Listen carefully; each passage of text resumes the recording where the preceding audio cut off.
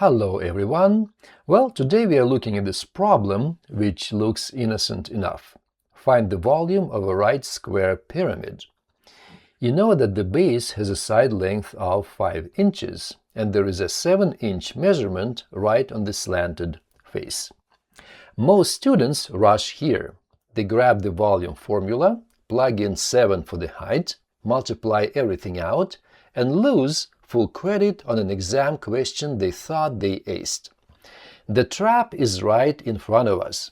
7 inches is not the vertical height of the pyramid. It is the slant height. By the end of this video, you will master how to spot hidden right triangles inside 3D solids, calculate true vertical height using the Pythagorean theorem, and find the exact and approximate volume with 100% confidence. The catch is that the height, h, must always be the perpendicular altitude. A plumb line dropped straight down from the apex, point A, to the dead center of the base, point C. In our diagram, the 7-inch segment is line segment AD. That line is running down the slanted outer triangle face to the midpoint of the base edge, point D.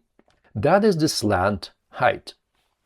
To bridge the gap between what we are given and what we need, we construct an internal right triangle inside the pyramid, triangle ACD. Let's solve it step by step.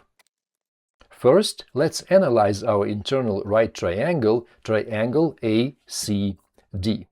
The vertical segment AC is our unknown height, h.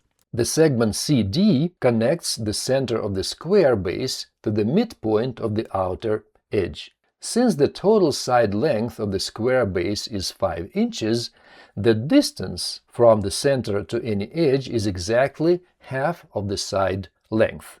So, CD is 5 over 2 is 5.2 inches. Because angle ACD is 90-degree angle, we can apply the Pythagorean theorem. AC squared plus CD squared is AD squared. Well, let's substitute our known values. H squared plus 2.5 squared is 7 squared. Well, let's square the numbers. 2.5 squared is 6.25. And 7 squared is 49. So we have h squared plus 6.25 equals 49. Now we isolate h squared by subtracting 6.25 from both sides.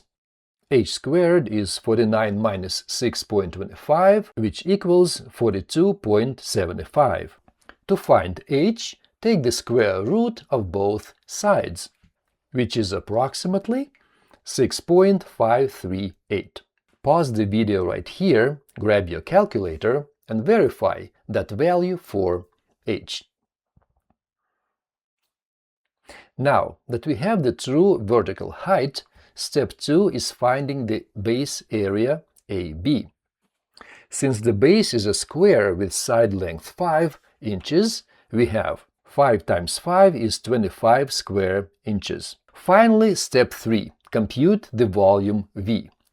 V equals 1/3 times base area times h. Now we substitute our values and we have V volume is 1/3 times 25 times square root of 42.75 cubic inches.